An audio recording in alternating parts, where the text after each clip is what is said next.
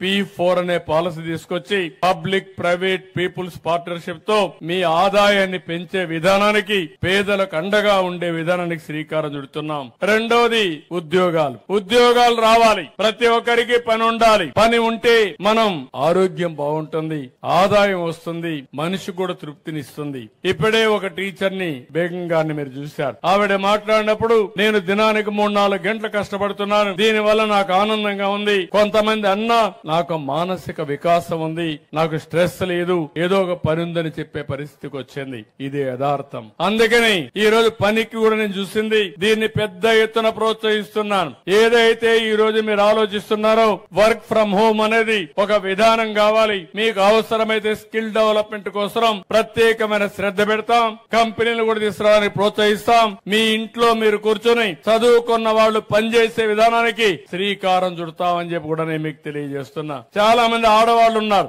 ఒకప్పుడు డాక్రా సంఘాలు పెట్టాను, పొదుపు ఉద్యమం నేర్పించాను. ఆ రోజు అందరూ నన్ను ఎగతాళి చేశారు. ఏంటి ఈ డాక్రా సంఘాలు ఏమైనా చేయగలుగుతారా, వీళ్ళు ఏం చేయగలుగుతారు అని అంటే, ఏం చేస్తారో చేసి చూపిస్తారని చెప్పాను. నేను ఆ రోజు వేసిన విత్తనం ఈ డాక్రా సంఘాలు, మా ఆడబిడ్డలని చెప్పి కూడా నేను మీకు తెలియజేస్తున్నా. ఈ రోజు బ్రహ్మాండంగా ముందుకు పోయారు. పొదుపు ఉద్యమంతో ప్రారంభించి ఒక శక్తివంతమైన మహిళా శక్తిగా మీరు తయారయ్యారు. ఈ రోజు మీ అందరి శక్తిని మళ్లీ ఉపయోగించుకుని పెద్ద ఎత్తున మిమ్మల్ని చిన్న చిన్న పరిశ్రమలను ప్రోత్సహించి తద్వారా మీ ఆదాయం పెంచే కార్యక్రమానికి కూడా ముందుకు పోతాం. నేను అందుకే మొన్న ఒక మాట చెప్పాను, గ్రామాల్లో డైరీకి ఎక్కువ ప్రాధాన్యత ఇవ్వాలి. ప్రతి ఒక్క ఇంట్లో పేదవాడి ఇండల్లో ఒక 2 బర్రెలు గాని ఆవులు గాని ఉండే పరిస్థితి రావాలి. దీనివల్ల నెలకు ఒక 30,000 రూపాయల ఆదాయం వస్తుంది. ఒక వయసులో ఉండి ఇంట్లో ఎవరు లేకపోతే అలాంటి వారికి 2 ఆవులు పెంచుకుంటే తద్వారా యాక్టివిటీ ఉండే పరిస్థితి వస్తుంది, ఒక పని ఉండే పరిస్థితి వస్తుంది. దీనికి కూడా ఏమే విధంగా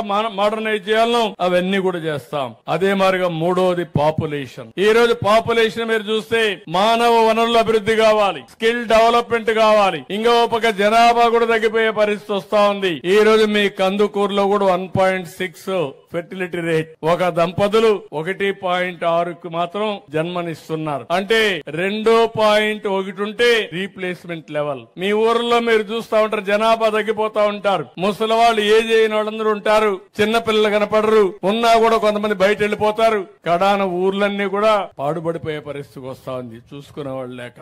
అందుకే నేను చెప్తున్నాను, జనాభా పెంచడం కూడా మీ అందరి బాధ్యత. జనాభా లేకపోతే కొన్ని దేశాలు చాలా ఇబ్బందులు పడిపోయినాయి. కొన్ని దేశాల్లో మనుషులే లేరు. ఇప్పుడు భారతదేశం నుంచి మనుషులు పంపించమని మనం అడుక్కునే పరిస్థితికి వస్తున్నారు. అందుకే ఒక పక్క జనాభా